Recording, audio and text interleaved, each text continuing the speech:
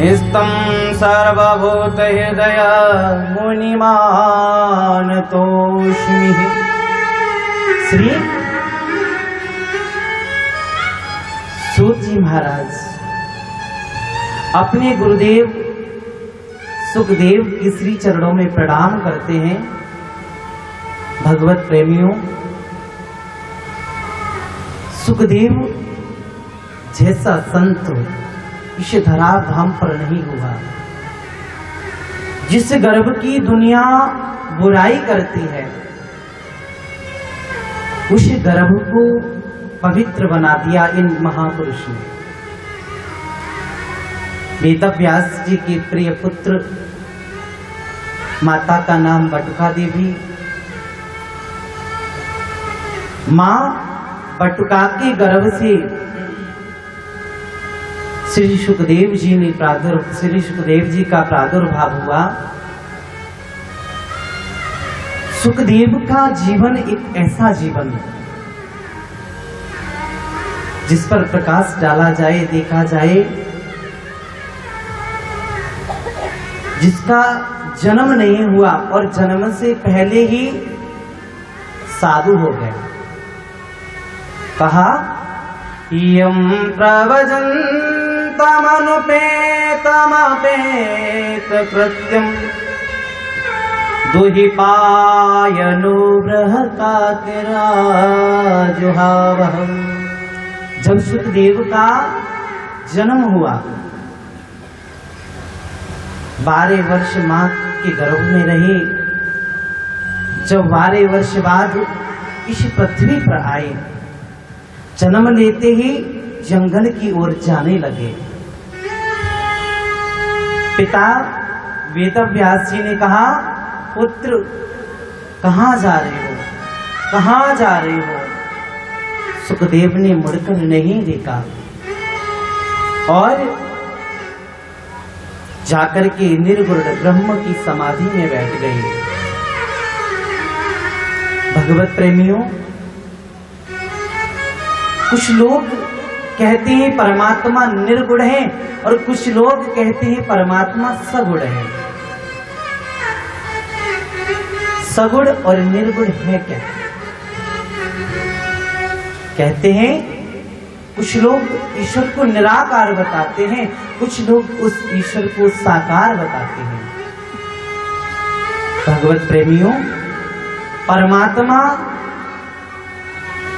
भक्त जैसा भाव रखते हैं, जिस भाव से भजते हैं ना, वो उसी भाव में उनके सामने प्रकट हो जाते हैं। परमात्मा निर्गुण भी है, परमात्मा सगुण भी है, क्योंकि जाकी रही भावना जैसी देखे मूरत तिन तिह जैसी। जिसकी जैसी भावना होती है ना, जिसका जैसा भाव रहता है, गोविंद उसी भाव में आ जाते हैं। सुखदेव उसी निर्गुण ब्रह्म की समाधि में बैठ गए।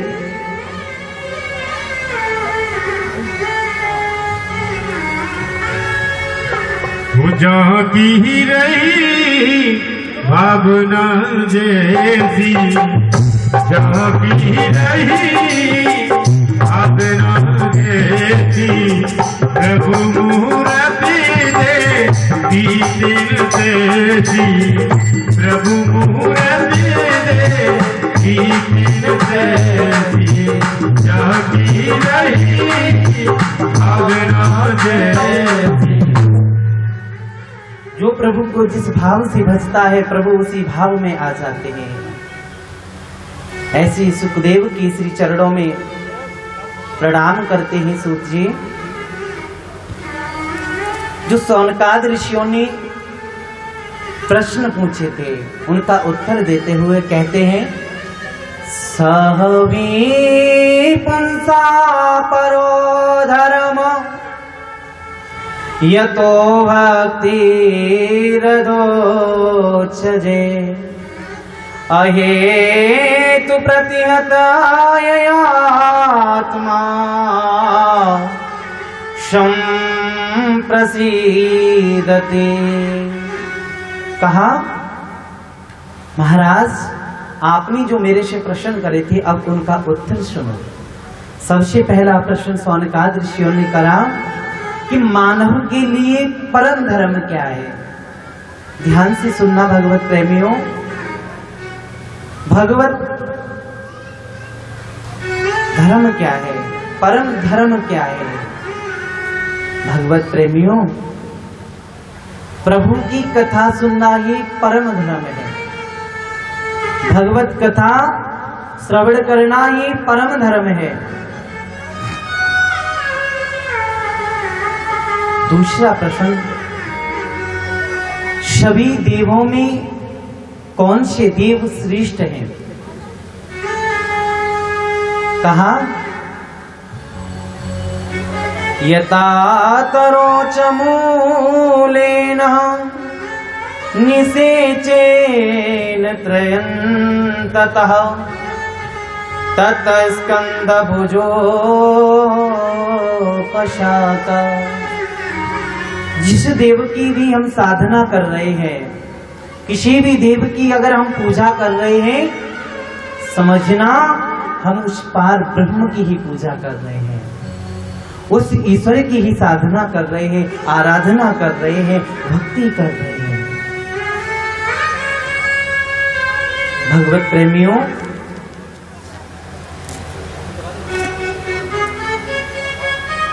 मन में कभी किसी भी देव के प्रद्वेष भाव मत लाना। यदि हम भगवान सदाशिव की आराधना करते हैं, कभी राम की बुराई मत करना, कभी राम की बुराई मत करना, कभी कृष्ण को बुरा भला मत कहना। जो राम के उपासक हैं वो शिव के उपासक को कहते हैं हमारी इष्टना सबसे उत्तम है, सबसे बढ़िया है। कृष्ण के उपासक कहते हैं कृष्ण जी ही सबसे बड़े हैं और सभी देवी देवता कोई नहीं है। और आज कल तो नए नए संप्रदाय, नए नए मत बनते जा रहे हैं। भगवत प्रेमियों, आराधना पूजा सबकी करो, लेकिन इष्ट केवल एक होता है। कहते हैं एक साधे सब सधे, सब साधे सब जा। यदि हम एक की आराधना करेंगे तो हमारी पूजा सफल हो जाएगी। आज हनुमान जी की देखा, हनुमान जी से मनोकामना पूरी नहीं हुई, कल शिव जी की पूजा करने लगे। शिव जी के पास गए, हमारी इच्छा की पूर्ति नहीं हुई, दुर्गा माँ के पास गए। नवरात्रि आ रहे हैं ना, देखा भगवान शंकर ने हमारी इच्छा को पूरी नहीं किया, चलो नवरात्रि की व्रत रह लेती हूँ, पता नहीं माता रानी कर दी। अब देखा माता रानी ने भी नहीं किए,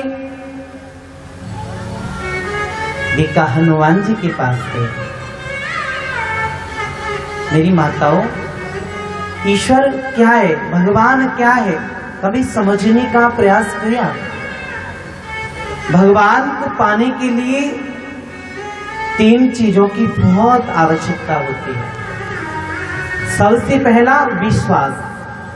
क्या भैया जी, क्या? सबसे पहले विश्वास। आप भी जानते हो, हम वृंदावन गए, वृंदावन से पीतल की चांदी की प्रतिमा लाए, मूर्ति लेकर आए और घर में लाकर की स्थापित कर दी। उसमें भगवान नहीं था, भगवान हमारी श्रद्धा में था, भगवान हमारे विश्वास में था। तुम्हें बता रहा था 3 चीज। क्या क्या? विश्वास, समर्पण और संबंध। राधिए, क्या क्या होना चाहिए भगवान को पाने की साधन? विश्वास, समर्पण और संबंध। भगवान को सौंप दो। सुख आए दुख आए कुछ भी आए जीवन में, एक सहारा तेरा प्रीतम और सहारा कोई नहीं। तुम ही हो महबूब हमारे और हमारा कोई नहीं। ऐसा भाव जब हमारे अंदर जगेगा, जब इस मूर्ति में भी गोविंद प्रकट हो जाएगा, गोपाल प्रकट हो जाएंगे। लेकिन पहले ऐसा भाव आना चाहिए, ये नहीं दुख आया ईश्वर को भूल गए, सुख आया ईश्वर को भूल गए। अनन्य चिंतायन्तो महा ये जना परुपाश्यते तेषां नित्यां युक्तानां योगं क्षेमं वहाम्यहम्। गोविंद गीता में कहते हैं, अनन्यता से गोविंद का चिंतन करो, गोपाल का चिंतन करो। कभी किसी देव की निंदा मत करो। क्यों? पता है भगवान अनेक नहीं एक है। वेद में ईश्वर कहते हैं एको अहम वहोश्यामि, अहम ब्रह्मास्मि। ईश्वर केवल और केवल एक है। उसे हम नाना प्रकार से, नाना भाषाओं से उसे जानने का प्रयास करते हैं। भगवत प्रेमियों, भगवान राम कहते हैं, जो लोग एक दूसरे देवता की निंदा करते हैं ना, वो लोग ध्यान से सुनना। भगवान राम ने कहा, शिवद्रोही मम दास कहावा। क्या? शिवद्रोही मम दास कहावा, ते नर मोहि सपने हूं नहीं भावा। जो भगवान शिव की निंदा करता है, जो भगवान शंकर की निंदा करता है, वो व्यक्ति मेरा कितना बड़ा भक्त क्यों ना हो, उसे मैं प्रेम नहीं करता। इसलिए मेरी मां, कभी भी किसी भी देव की निंदा मत करो। और भगवान सदाशिव कहते हैं,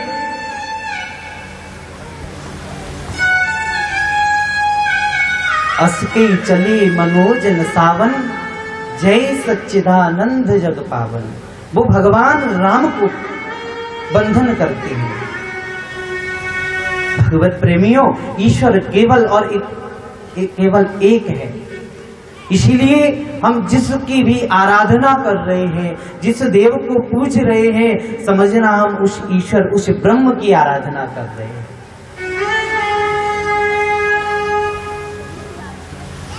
सोची कहते हैं, आपने पूछा, भगवान का नाम वेद में अजन्मा है। भगवान का नाम क्या है मैया? अजन्मा। अजन्मा का मतलब जो मां के गर्भ से जन्म न ले, उसे कहते हैं अजन्मा। तो देवकी नंदन कैसे हुआ? यशोदा नंदन कैसे हुआ? कौशल्या नंदन कैसे हुआ? जब जन्म ही नहीं लेता मां के गर्भ से। कहा, सूत जी कहते हैं, गोविंद कभी मां के गर्भ में नहीं आते। भगवान प्रकट होते हैं, ईश्वर प्रकट होते हैं। ईश्वर सर्वत्र विद्यमान है।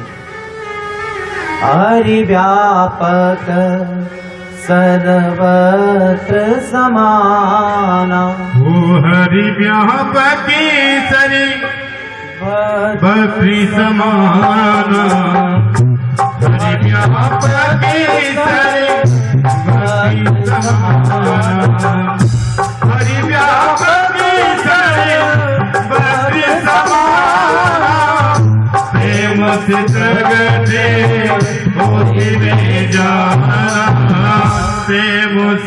प्रगटे होए में जाना हरि व्यापकी धरि भक्ति समाना प्रेम प्रगटे होए में जाना। तो ईश्वर सर्वव्यापक है, भगवान सर्वत्र विद्यमान है। अपने हृदय में प्रेम जगाओ, प्रभु प्रकट हो जाएगा। कहा भगवान तो सब जगह है, भगवान सर्वत्र है। ईश्वर जब भक्त के हृदय में प्रेम प्रकट होता है तो प्रभु प्रकट हो जाते हैं।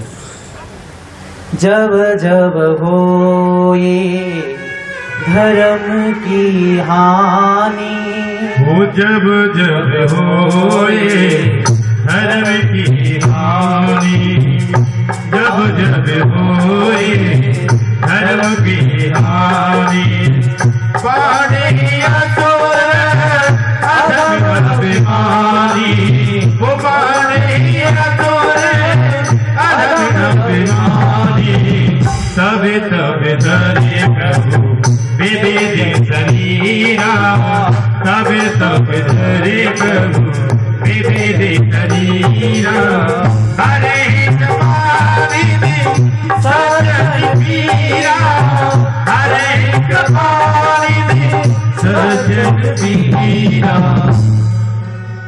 प्रभु प्रेमियों, जब जब होए धर्म की हानि, जब धर्म घटता है, जब प्रभु अवतार लेकर आते हैं, गोविंद प्रकट होकर आते हैं। सोनकाद ऋषियों से सूत जी कहते हैं भगवान की अवतार कितने हुए। आपने पूछा भगवान के अवतार कितने हुए, तो कहते हैं ईश्वर के 23 अवतार हुए हैं। 23 अवतारों का वर्णन करते हुए कहते हैं, और 24वां कल की अवतार इस धराधाम पर इस कलयुग में होगा। भगवत प्रेमियों, भगवान के इन 23 अवतारों में सबसे श्रेष्ठ, सबसे उत्तम और सबसे ज्यादा चर्चित दो रहे हैं, राम और कृष्ण रूप। राम कृष्ण दो एक हैं, अंतर नहीं निवेश, इनके नयन गंभीर हैं, उनके चपल विशेष। राम और कृष्ण दोनों एक हैं। भगवत प्रेमियों, जो जैसा भाव रखता है गोविंद उसी भाव में प्रकट हो जाते हैं। एक बार बाबा तुलसीदास जी वृंदावन आए। वृंदावन ठाकुर जी की प्रतिमा देखी, कान्हा जी की मूर्त देखी। हमारे कान्हा जी तो टेढ़े मेढ़े हैं ना, क्यों मैया जी? और राम जी सीधे हैं। उनके मन में संदेह हो गया। तुलसीदास ने कहा, लोग कहते हैं राम कृष्ण दो एक हैं, अंतर नहीं निमेष। मुझे संदेह लगता है। क्यों?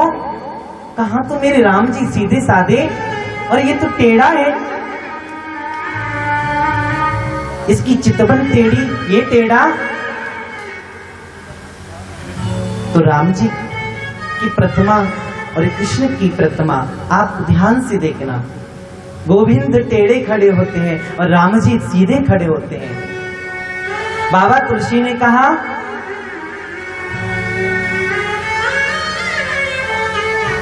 कित मुरली कित चंद्रमा, कित गोपियन के साथ, तुलसी मस्तक जब नवे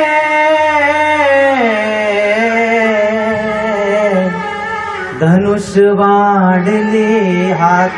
मैं मान जाऊंगा कि राम और कृष्ण दोनों एक हैं यदि ये धनुष बाण अपने हाथों में ले लेगा। उसी समय गोविंद सीधे हो गए और बांसुरी की जगह गोविंद ने धनुष और बाण धारण कर लिया। बाबा तुलसी ने देखा, बाबा तुलसी आनंदित हो गए और साष्टांग लेटकर प्रणाम किया और कहते हैं ये सत्य है, राम कृष्ण में अंतर नहीं। भगवत प्रेमियों, सौनकादि ऋषियों ने पूछा, बोले महाराज ये सुखदेव के जो पिताजी से वेद व्यास जी किसके पुत्र थे? कहा, सूत जी कहते हैं वेद व्यास जी सत्यवती और पाराशर के पुत्र हैं। माता सत्यवती के गर्भ से जब जन्म लिया और जन्म लेते ही जंगल में जाने लगे, माता सत्यवती ने कहा, बेटा मैं तेरे बिन यहां कैसे रहूंगी, तेरे बिन कैसी जीवन जीऊंगी? वेद व्यास ने कहा, मां तू जिस क्षण मुझे याद करेगी ना, मैं तेरे पास आ जाऊंगा। ऐसा कहा और बद्रीनाथ धाम में गए। एक सुंदर सी कुटिया बनाई, एक परड़ कुटी बनाई और उसमें बैठ करके गोविंद का भजन करने लगे, भगवान का भजन करने लगे। नेत्र बंद किए, नेत्र बंद करते देखा ये चराचर ब्रह्मांड पृथ्वी लोक सारा घूम रहा है। देखा लोग बाग व्यर्थ की चर्चाओं में लगे हैं, कोई ईश्वर का भजन ही नहीं करता। भगवत प्रेमियों, वेद व्यास को बहुत चिंता हुई। वेद व्यास जी ने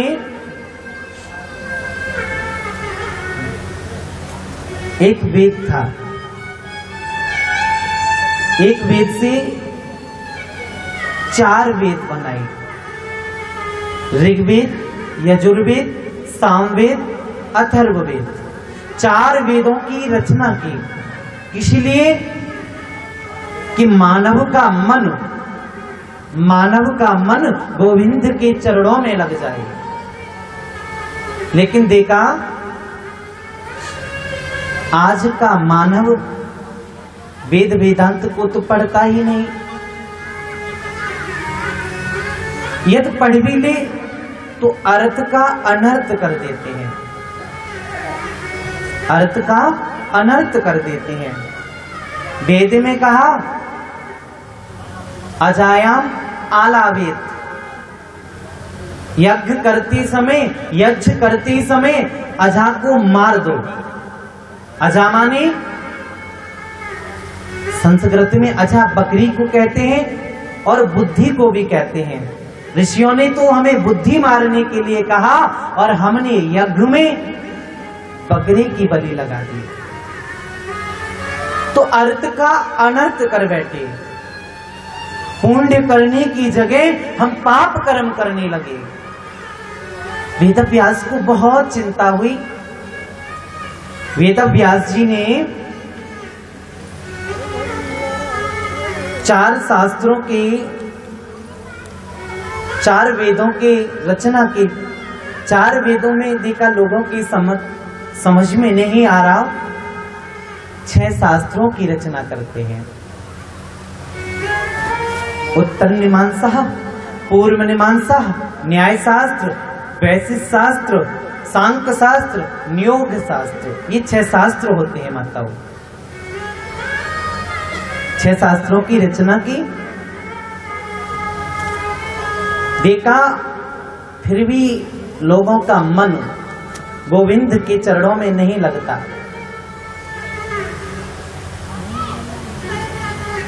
वेदों के आधार पर 17 पुराणों की रचना करते हैं।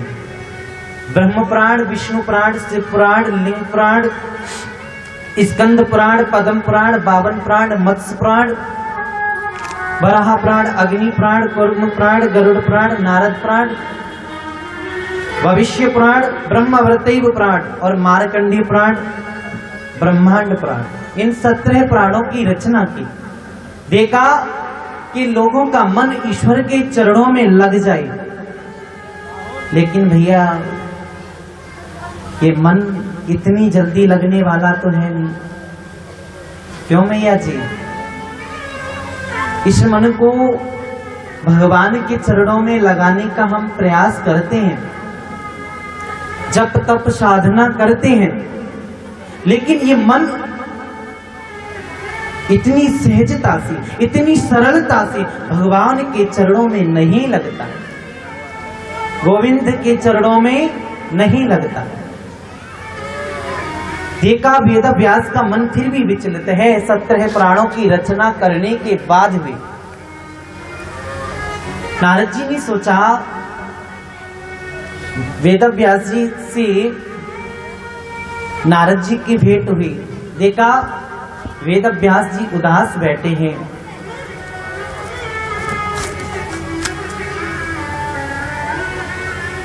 नारद जी ने वेद व्यास जी को उदास देखा, कहा पराशर नंदन आप उदास क्यों?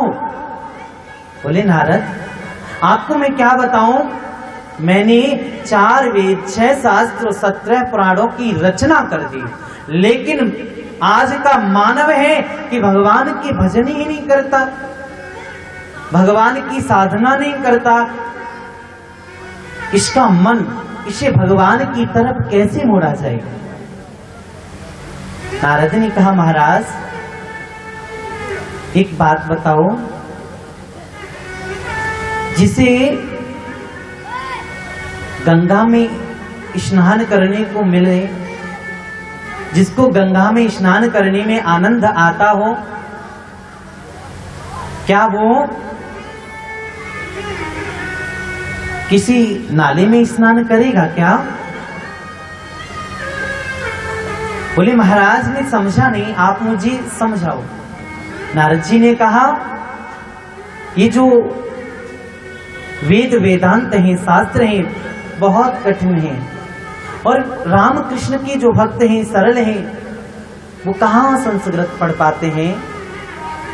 उनके लिए आप भागवत भागीरथी की रचना करो, भागवत की कथा, भागवत महापुराण की रचना करो।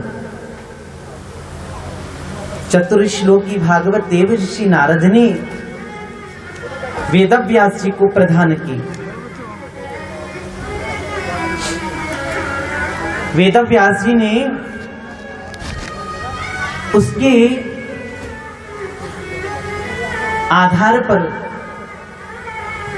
चतुर्श्लोक की भागवत के आधार पर 18,000 श्लोक बनाए। भगवत प्रेमियों, भागवत की रचना कर दी, लेकिन मन में एक चिंता व्याप रही है। एक चिंता हो गई कि भागवत की रचना तो कर दी, लेकिन इसे श्रवण किसे कराऊं, इसे सुनने का अधिकारी कौन है? कहा इसे सुनने का अधिकारी कौन है? उनके हृदय से आवाज आई कि आपका जो पुत्र है ना सुखदेव, वही इस कथा को सुनने का अधिकारी है। क्यों? क्योंकि इसने काम क्रोध लोभ मोह मद आदि को जीत लिया है। लेकिन वो तो ठीक है, लेकिन मैं अपने पुत्र को ही यदि सुनाऊंगा तो लोग क्या कहेंगे कि अपनी शिक्षा अपने पुत्र को ही प्रदान कर रहे हैं।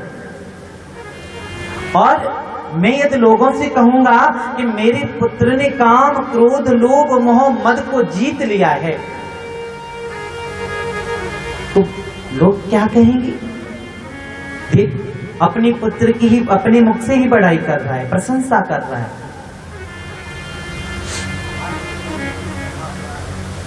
फिर उसे लाया कैसे जाए? क्यों? क्योंकि सुखदेव निर्गुण ब्रह्म की समाधि में बैठे हैं। भागवत सगुण ईश्वर की है। उस निर्गुण ब्रह्म की समाधि से उस सुखदेव को कैसे उठाया जाए? तो नारद ने कहा, महाराज आप चिंता मत करो, भागवत कथा की श्लोक में इतनी सामर्थ्य है, इतनी शक्ति है कि वो सुखदेव को ले आएंगे। कैसे? कहा, आप अपनी शिष्यों को कुछ श्लोक याद कराओ और श्लोक याद करा के आप सुखदेव के पास भेजो। वहां जाकर के गायन करें। भगवत प्रेमियों,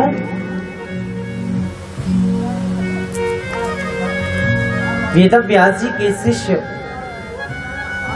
श्लोक याद किया और श्लोक याद करके सुखदेव के पास गए।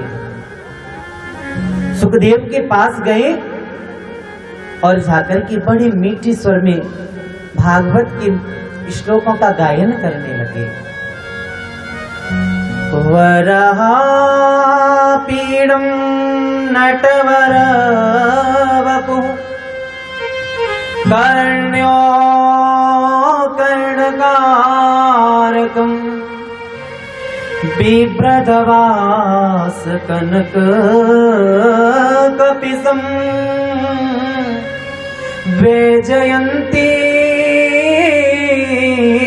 चमालयम्। बड़ा सुंदर श्लोक गाया। इसमें भगवान के सुंदर स्वरूप की, भगवान की प्रतिमा की, भगवान की स्वरूप की प्रशंसा करते हैं। क्या? वराह पीड़म नटवर बपू। गोविंद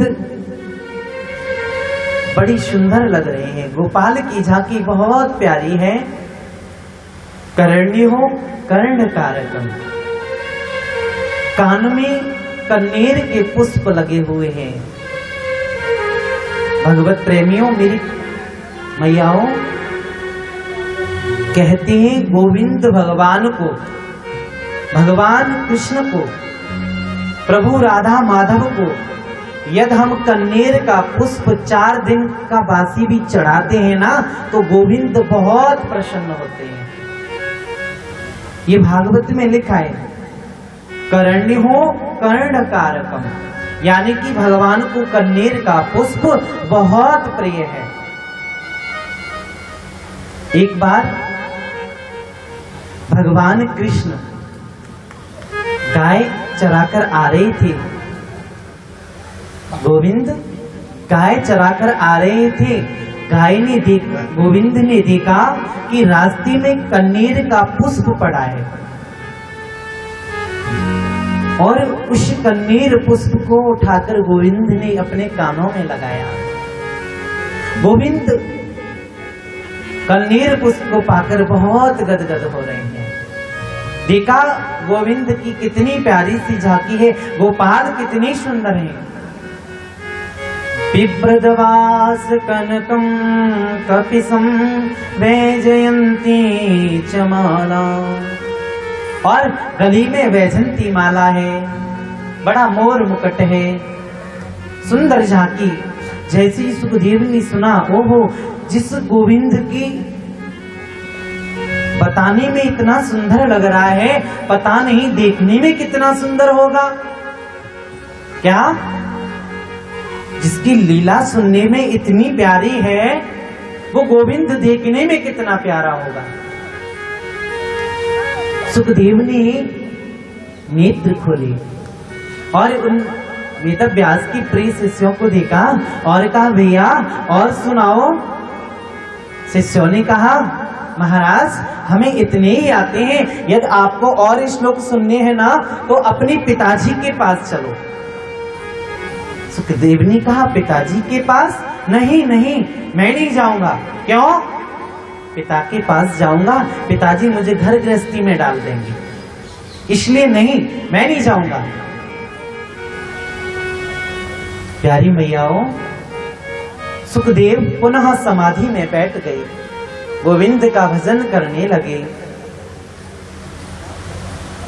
वेद व्यास के शिष्य आए, कहा गुरुदेव, सुखदेव जी ने समाधि खोली थी, लेकिन मैंने बताया, उन्होंने हमें पूछा, भैया और सुनाओ। हमारे से जितने आते थे ना गुरुजी, हमने सुनाए, और आगे सुनने के लिए हमने कहा कि गुरुदेव के पास चलो, अपने पिता के पास चलो, मना कर दिया। कहा बेटा आप दोबारा जाओ, और दोबारा जाकर के सुखदेव के पास में श्लोक का गायन करना। आकर के सुखदेव के पास शिष्य गायन करते हैं, अहो वकीयम स्तन कालकूटम जिन्दासया पाय यदा यथादवि लेवे गतिम धात्र चित्ता ततोऽन्यकं वा दयालु शरणं ब्रजे। कहा महाराज, कितना सुंदर भाव है गोविंद का। गोविंद की दया की, उसकी मेहर की, उसकी करुणा का व्याख्यान करते हैं। उसकी करुणा का व्याख्यान करता है ये श्लोक, अहो बकीयम।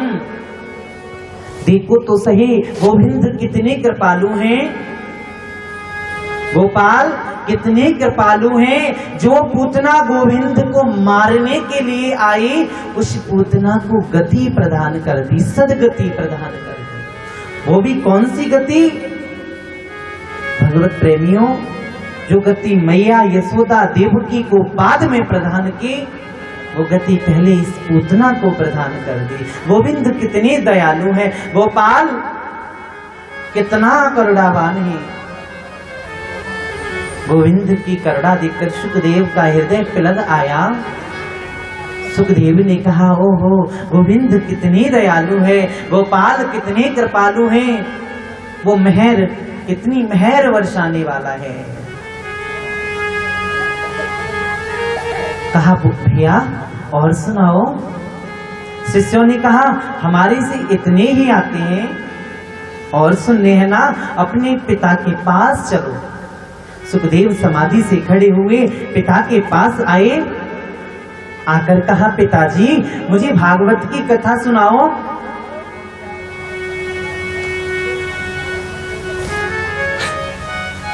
व्यास जी ने कहा बेटा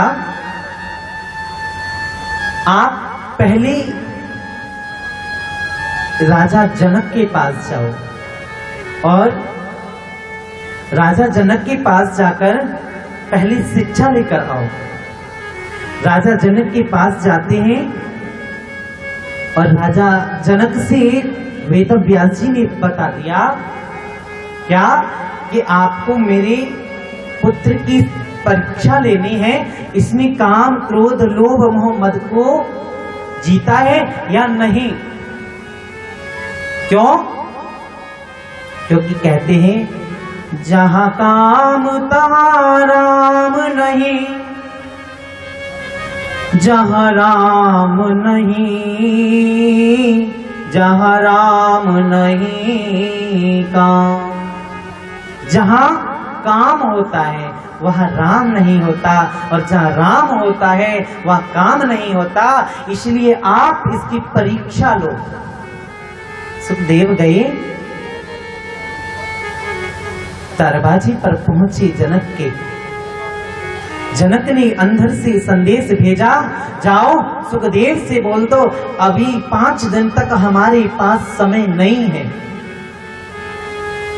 सुखदेव 5 दिन तक खड़े रहे, लेकिन सुखदेव के मुख पर लेश मात्र भी क्रोध नहीं आया। देखा, जनक समझ गए सुखदेव ने क्रोध को जीत लिया है, क्रोध को जीत लिया है।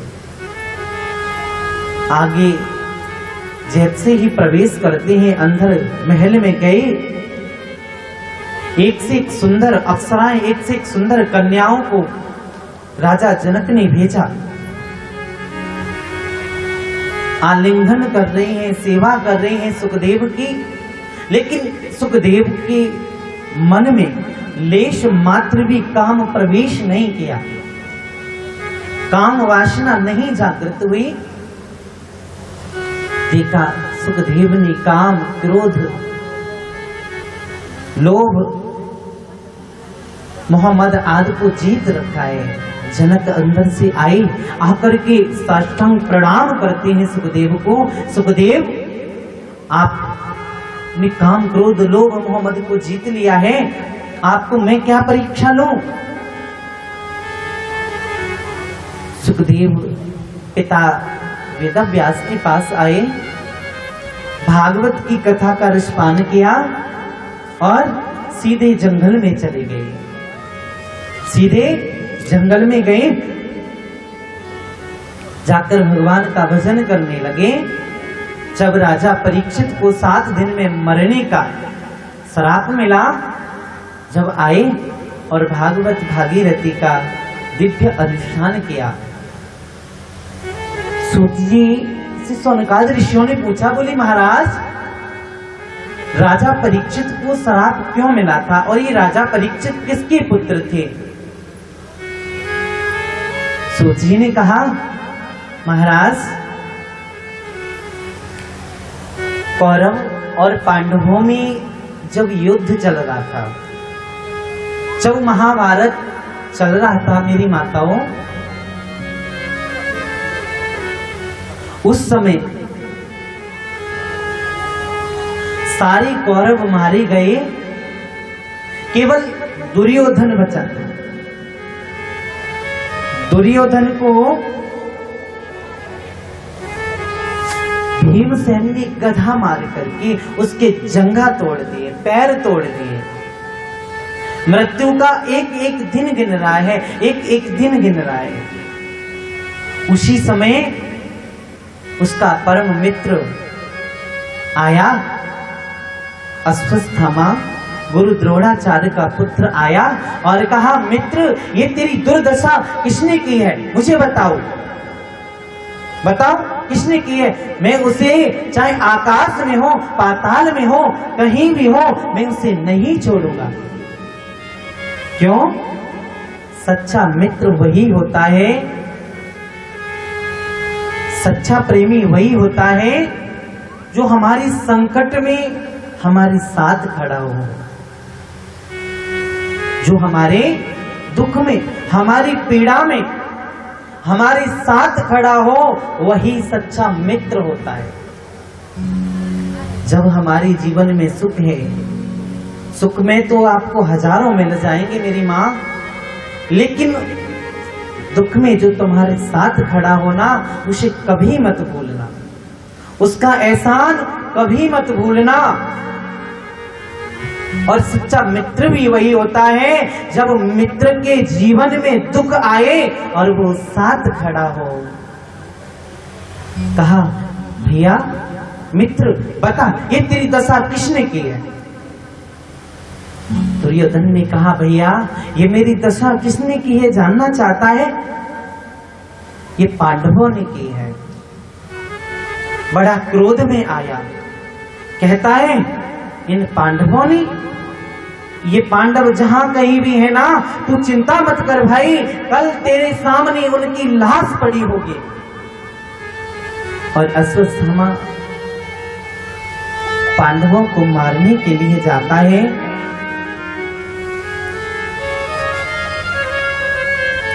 पांडवों को मारने के लिए जाता है। पांडव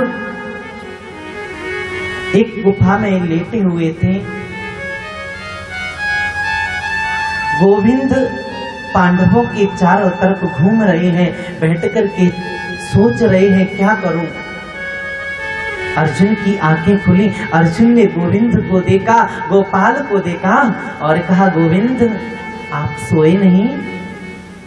आपको नींद नहीं आई? गोविंद कहते हैं, अर्जुन आपको नींद आ रही है? अर्जुन कहता है, गोविंद जिसने अपने जीवन की बागडोर आपको सौंप दी हो, क्या भला वो चिंता करेगा? क्या वो चैन की नींद नहीं सोएगा? जब सौंप दिया इस जीवन का सौभाग्य तुम्हारे हाथों में। अरे गोविंद हमने तो सर्वस्व आपके हाथ में छोड़ दिया है, सौंप दिया है। गोविंद समझ गए कि अश्वत्थामा मारने को आएगा और पांडवों को उस स्थान से गोविंद दूसरे स्थान ले गए। दूसरे स्थान पर लेकर गए। गलती से द्रौपदी के 5 पुत्र सोते रह गए। कहते हैं, मां जाको राखे साया मार सके न कोई, बाल नवा का कर सके जो जग बैरी हो। जिसके ऊपर गोविंद की कृपा हो, गोपाल की कृपा हो, प्रभु श्री नारायण की कृपा हो, क्या भला उसे कोई मार सकता है? जिसके ऊपर गोविंद की कृपा होती है और जो गोविंद के आश्रित हैं, गोपाल के सहारे हैं, उनको कोई नहीं मार सकता।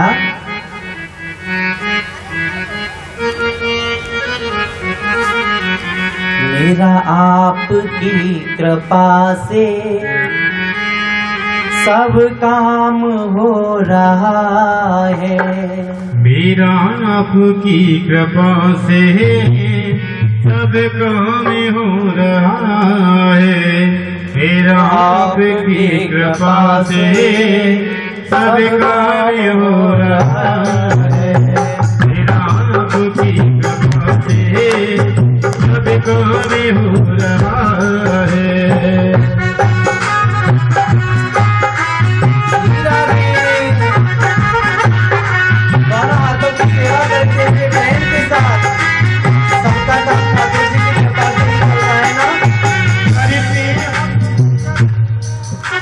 मैया हम सब की जीवन नैया को कौन चलाता है? ठाकुर जी चला रहे हैं ना। और हम सबका भला किसकी कृपा से होता है? उस मालिक की कृपा से। अगर उस मालिक की कृपा से हो रहा है तो दोनों हाथों को उठाएं और मस्ती में झूमते हुए गाएं। क्या करते हो तुम कन्हैया, करते हो तुम गाना, मेरा काम हो रहा है। मेरा आपकी कृपा से सब काम हो रहा है। की कृपा से सब काम हो रहा है।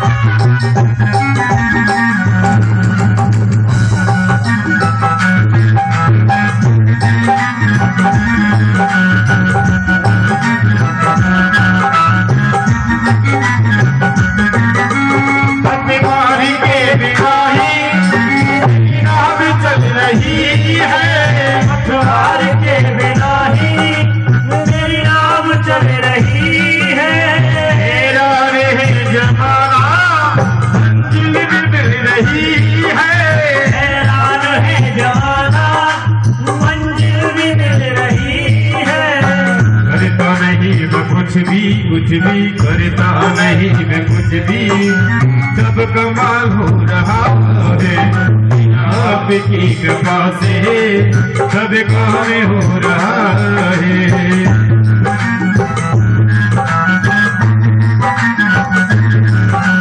करते हो मेरे गाना, करते हो मेरे गाना, करते हो मेरे गाना, करते हो मेरे गाना, वो सब कहाँ भी हो मेरा आपकी कृपा से, सब कहाँ भी हो रहा है मेरा आपकी कृपा से, सब काम हो रहा है।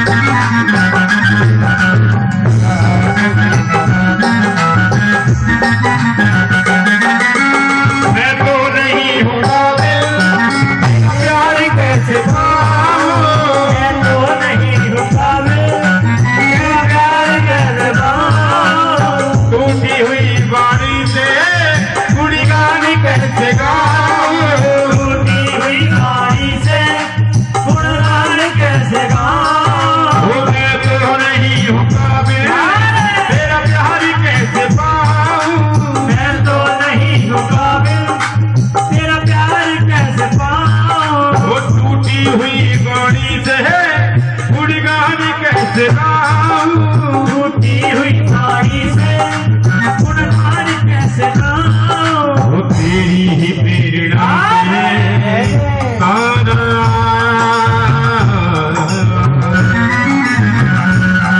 वो तेरी ही प्रेरणा से सब कमाल हो रहा है, आपकी कृपा से सब काम हो रहा है, आपकी कृपा से सब काम हो रहा है। वो करते हो मेरे बाबा, करते हो मेरे सहारा, सब काम हो रहा है, आपकी कृपा से सब काम हो रहा है, मेरा आपकी कृपा से सब काम हो रहा है। वो मेरा आपकी कृपा से सब काम हो रहा है, मेरा आपकी कृपा से सब काम हो रहा है, सब काम हो रहा है, सब काम हो रहा है, सब काम हो रहा है, सब काम हो रहा है, सब काम हो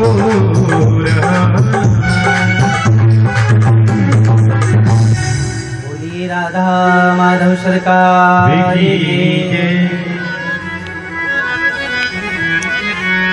तो जिसके जीवन की बागडोर गोविंद के हाथ में हो मेरी मैया, उसके जीवन की नैया कभी नहीं डूबती। तुलसी बिरवा बाग के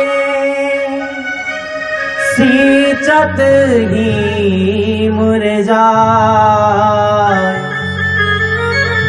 राम भरोसे जो रहे पर्वत पर हरिया। मेरी माँ देखो, माली एक वृक्ष को बार बार सींचता है ना, वो सूख जाते हैं, लेकिन गोविंद के आश्रित, गोविंद के सहारे जो रहते हैं ना, वो पर्वत पर भी हरिया जाते हैं। आप बताओ, आपने देखा होगा कई बार पुराने मकान होते हैं ना, उन मकानों की छत पर पेड़ उपज आते हैं। कभी कोई पानी देने गया, कोई बीज बोने गया क्या मेरी माँ? नहीं गया ना। लेकिन देखो कैसे कैसी वृक्ष उस छत पर उपज आती है, क्योंकि वो गोविंद के आश्रित है, गोपाल के आश्रित है। और मेरी माँ जिसने भी अपना जीवन गोपाल के चरणों में समर्पित कर दिया, उसकी जीवन नैया को गोविंद डूबने नहीं देता। गोपाल कभी डूबने नहीं देते। इसीलिए भगवान कहते हैं ना, भक्त हमारे मुकुटमणि में भगतन को दास, भक्त हमारी पग धरे वहाँ धरू में हाथ। गोविंद एक बार भक्त बनकर देखो, गोविंद को अपना सर्वस्व, अपना जीवन नौछावर तो करके देख। मेरी माँ, तेरा जीवन ना बदल जाए तो मुझे आकर बताना। तो आज अर्जुन कहते हैं, गोविंद हमने तो अपना जीवन तुम्हें सौंप दिया, हम चिंता क्यों करें, किस लिए करें बताओ। अर्जुन आज पांडवों को लेकर गोविंद गए। अश्वत्थामा आया और द्रौपदी के 5-5 नन्हे बच्चों को, सोते हुए नन्हे बच्चों को मार कर ले गया। सिर काट के उन नन्हे नन्हे बच्चों का लेकर जाता है कपड़े में लपेटकर, और उस दुष्ट दुर्योधन के पास पहुंचा। जाकर के जैसे उन सिरों को पटका और कहा, मित्र देख, मैं तेरे दुश्मन पांडवों को मारकर उनके सिर लेकर आया हूं। जैसे दुर्योधन ने सिर को दबाया, नन्हे नन्हे बच्चों के सिर फूट गए। दुर्योधन समझ गया पांडव नहीं, ये पांडवों के पुत्र थे। और दुर्योधन रुदन करने लगा, रोने लगा और अश्वत्थामा से कहता है, मित्र तूने ये क्या कर दिया? पता है हमारा वंश तो वैसे ही निर्वंश हो रहा था, ये 5 पुत्र बचे थे, इन्हें भी तूने मार दिया। ऐसा सोचते सोचते प्रणांत हो गया, मर गया। इधर जब पांडवों को पता चला कि हमारे 5-5 पुत्र अश्वत्थामा ने मार दिए, बहुत पीड़ा हुई, बहुत कष्ट हुआ। जैसी द्रौपदी को पता चला मेरे नन्हे नन्हे बच्चों को इस दुष्ट ने मार दिया, द्रौपदी का हृदय भराया। द्रौपदी बहुत रुदन करती है, बहुत रोती है। अर्जुन आहत पांडवों को बहुत क्रोध आया और कहा, द्रौपदी तुम रो मत, तेरे नन्हे नन्हे 5 पुत्रों को मारने वाला ये दुष्ट अश्वत्थामा जहां कहीं भी होगा, हम उसे जिंदा नहीं छोड़ेंगे, जीवित नहीं छोड़ेंगे। उसने हमारे 5-5 बच्चों को मारा है ना। आज रुदन करती है द्रौपदी। मेरी माँ, आप सब माए ना, आप एक बार हृदय से सोच कर देखो, किसी माँ की 5-5 पुत्र मारे जाए, उस माँ के जीवन में कितना बड़ा संकट आया होगा, उस माँ को कितनी पीड़ा हुई होगी, उस माँ को कितना कष्ट हुआ होगा। क्योंकि यदि माँ के बच्चे पर माँ सब कुछ सह लेती है, लेकिन उसके बच्चे के जीवन में यदि संकट आए, माँ नहीं सह पाती है, माँ नहीं सह सकती। यदि पड़ोस के बच्चे में और हमारे बच्चे में लड़ाई हो जाए, झगड़ा हो जाए, तो माँ सबसे पहले जाकर पड़ोसी के बच्चे में मारती है। भले ही अपने बेटे की गलती क्यों ना हो, लेकिन सबसे पहले पड़ोसी के बच्चे को मारेगी। क्यों? क्योंकि अपने बेटे से परम स्नेह करती है, परम प्रेम करती है। और जिस माँ के 5-5 बच्चे मर जाए, याद करना, जिस माँ के 5-5 नन्हे नन्हे बालकों को मार दिया जाए, उस माँ के जीवन में कितना बड़ा संकट होगा। माँ द्रौपदी रुदन करती है, करुणा क्रंदन करती है। अर्जुन दौड़े दौड़े गए और उस दुष्ट अश्वत्थामा को पकड़ कर लाए, केस पकड़कर खींच कर लाए और सभा में पटक दिया। द्रौपदी से कहा, द्रौपदी, इस दुष्ट ने तेरे 5 पुत्रों को मारा है, तू बता इस दुष्ट को कैसे मारूं? वैसे इसे 5 बार मारना चाहिए, लेकिन व्यक्ति की मृत्यु मेरी मां एक बार होती है, एक बार होती है। क्या किया जाए? हजारों लोगों की सभा जुड़ी है इस दृश्य को देखने के लिए। अर्जुन कहता है, द्रौपदी आप बताओ ना, इसका क्या किया जाए? इस पापी को कैसे मारा जाए?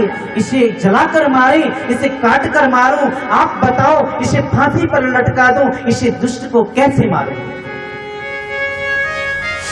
लेकिन जिस द्रौपदी को मेरे कृष्ण सखी कहते हो, क्या उसके अंदर दया नहीं होगी, करुणा नहीं होगी? उस कृपालु जिसे सखी कहते हो, क्या उसके अंदर करुणा नहीं होगी? द्रौपदी ने अर्जुन से कहा, क्या आप मुझे एक बात बताओ, क्या इस दुष्ट पापी को मारने से मेरे 5